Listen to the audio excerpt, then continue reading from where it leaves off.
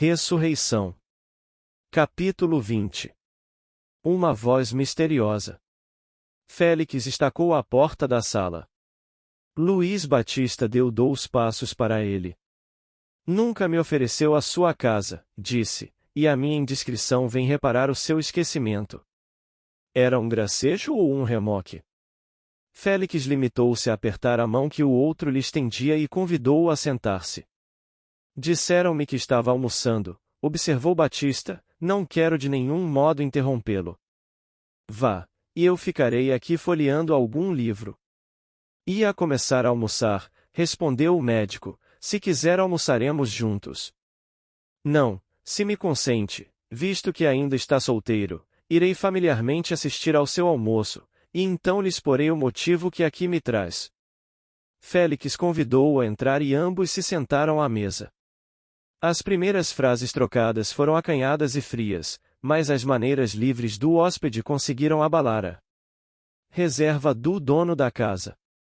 É verdade, disse Batista, ouvi dizer que ia casar amanhã. Assisto, portanto, ao seu penúltimo almoço de rapaz solteiro. Há muita gente que ainda não acredita. Creio que o senhor tinha fama de celibatário convencido, e pela regra, um celibatário convencido é um noivo à mão. Também eu era assim, e contudo. O casamento é bom, tem seus inconvenientes, como tudo neste mundo, mas é bom, com a condição única de o aceitarmos como ele deve ser. Um pouco livre? Disse Félix sorrindo. Não sei se pouco ou muito, é questão de temperamento. O essencial é que seja livre. Eu assim o entendo e pratico, sou um pecador miserável, confesso, mas tenho ao menos o mérito de não ser hipócrita, e agora mesmo. Agora mesmo? Repetiu Félix depois de alguns instantes de silêncio. Não sei se deva contar-lhe isto, o senhor é ainda neófito, vai naturalmente aborrecer-me e amaldiçoar-me. Mas, em suma, é indispensável que eu lhe diga tudo, porque isso prende com o motivo que me traz à sua casa. Batista aceitou uma xícara de café que o médico lhe ofereceu. Depois, com um modo assentemente leviano, referiu ao dono da casa uma aventura amorosa daqueles últimos dias. Tratava-se de uma mulher caprichosa e requestada. Seu triunfo era, portanto, 2 vezes glorioso. Como beleza, desafiava ao próprio médico a resistir-lhe depois de meia hora de contemplação. Achar-se-iam, talvez, outras mulheres mais formosas, nenhuma, porém, tinha como essa o misterioso encanto que sabe agrilhoar a vontade mais rebelde. Quando ela me fita os seus grandes olhos, continuou pintorescamente Luís Batista, é o mesmo que se me entornasse chumbo derretido nas veias. Todo o estilo da sua descrição era assim, galhofeiro e sensual. Falou durante 20 minutos com o entusiasmo próprio da sua situação. Félix ouvia pacientemente a narração do hóspede, sem atinar com a relação que teria aquilo com o pedido que lhe ia fazer. Interiormente estava aborrecido. Não fora o médico em sua longa vida de rapaz solteiro nem casto nem incauto, mas a atmosfera do noivado começava a arejar-lhe o espírito, e semelhante confidência, naquela ocasião, lhe parecia de todo ponto extravagante. Não desconheço, disse Luís Batista quando concluiu a sua expansão amorosa, não desconheço que uma aventura destas, em véspera de noivado, produz igual efeito ao de uma área de Offenbach no meio de uma melodia de Weber. Mas, meu caro amigo, é lei da natureza humana que cada um trate do que lhe dá mais gosto. A vida é uma ópera bufa com intervalos de música séria. O senhor está no intervalo, delicie-se com o seu Weber até que se levante o pano para recomeçar o seu Offenbach. Estou certo de que virá cancanear comigo, e afirmo-lhe que achará bom parceiro. Dizendo isto, Luís Batista engoliu o resto, já frio, do café que tinha na xícara, acendeu de novo o charuto, e recostou-se na cadeira. Félix teve tempo de reassumir a atitude tranquila que as últimas palavras de Batista lhe haviam alterado. Enfim, disse ele, que ligação há entre essa aventura e o pedido que me vai fazer? Toda, respondeu Batista, se ela não existisse, eu não viria pedir-lhe nenhum favor. O senhor sabe o que é um capricho de mulher amante, não ignora também que o menor desejo dela é uma ordem para o cavalheiro seu escolhido. Félix fez um gesto afirmativo. Pois bem, continuou Batista. Estamos nesse caso.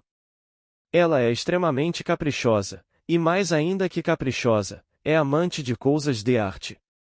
Há dias fui achá-la aborrecida. Interroguei-a, nada me quis dizer.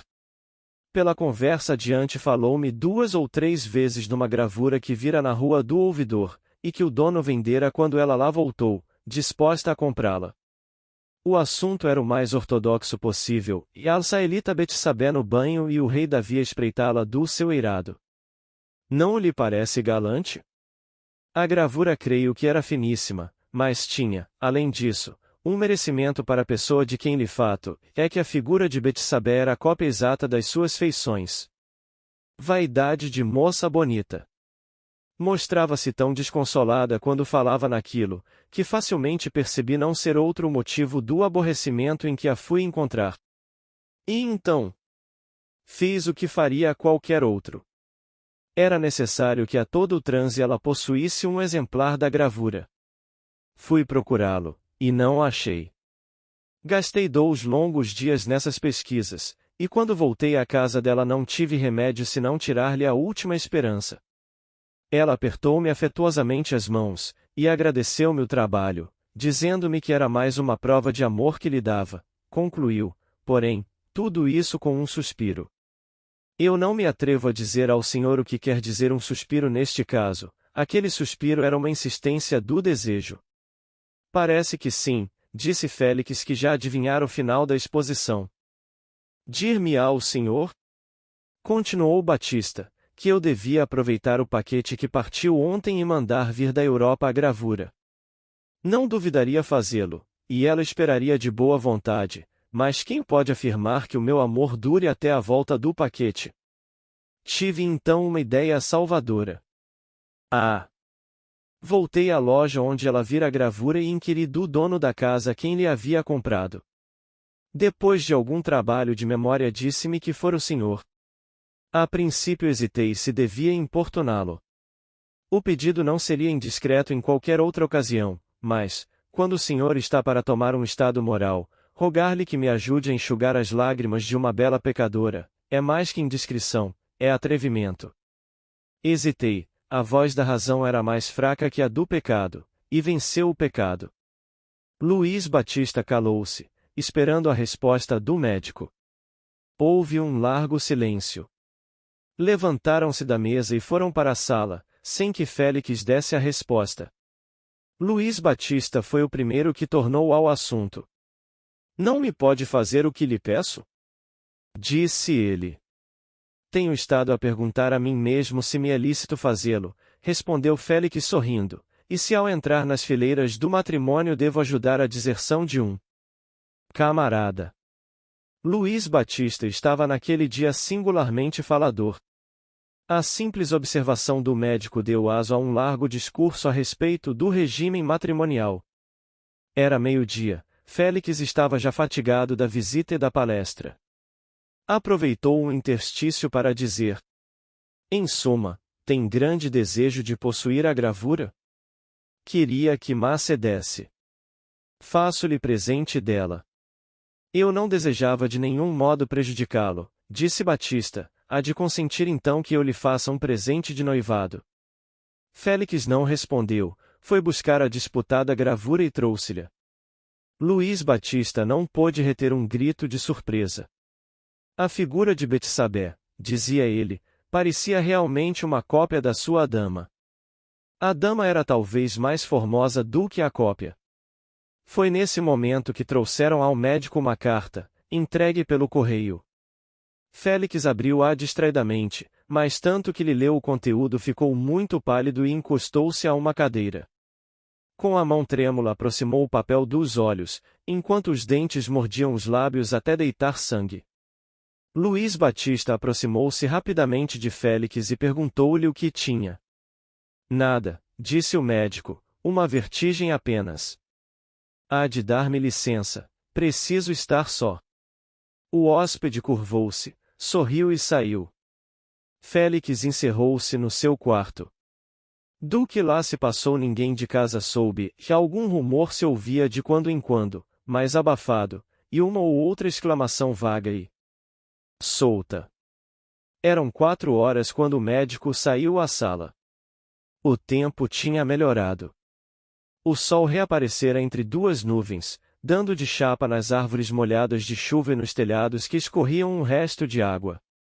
Dissera-se que a natureza queria fazer outro contraste ao inverso do da manhã, porque, se a tarde sorria alegre, o homem dava sinais de tempestade interior.